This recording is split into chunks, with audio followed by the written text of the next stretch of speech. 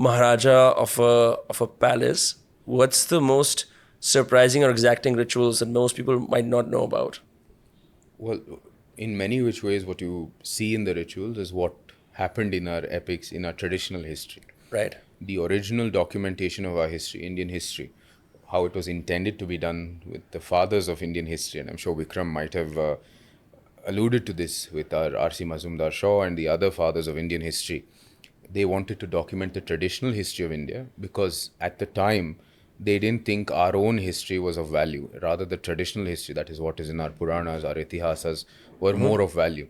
And they continue to document that up till more modern times where they started documenting current history. Right. And so when R.C. Mazumdar Shaw wanted to do it, he wanted to document the traditional history and then the actual recorded history, or what you would say is the more academic history of India. When you do the rituals, like in Dasara now, for example, the last ritual we do is the Shami Puja. That is exactly what Arjuna did before he went to war. So he worshipped the Shami tree with all his ayudas next to him.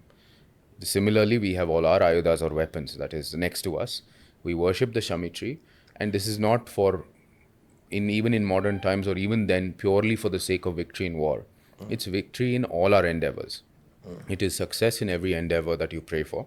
And this is success for the resurgence of dharmic values, the success for good over evil that you pray for when you go to the Shami tree. It was true when Arjuna did it. It is as true as when we do it here, and others do it as well when they worship the Shami tree, which there are many communities in and around Mysore, and I'm sure in various parts of India as well. And we continue to do that. So that is a direct link to our traditional history. And you may argue as to whether it happened or not. But the important part is it happened for every single Bharatiya in their hearts. And that continues to be true for all of us. So when we continue this, we honor that tradition as our ancestors did. And we pay homage to that, and we continue to be aware of what an ancient tradition we have in India, what a tremendous value and asset that is. And going forward in preservation of that and honoring of that, it gives us inspiration to build an even greater India. If you want to watch small segments of the podcast, subscribe to Dostcast Clips. In the era when you don't have armor-clad soldiers fighting wars and kings taking territories, we've acquired whole new means of doing that now with states and soldiers, and there's no active wars happening in India.